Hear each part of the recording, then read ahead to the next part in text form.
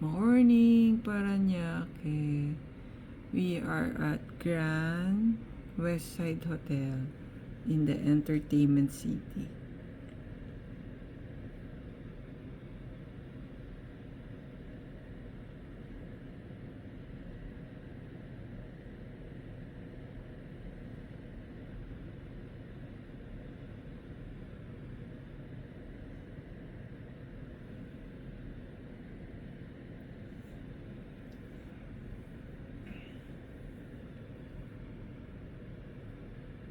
Happy New Year to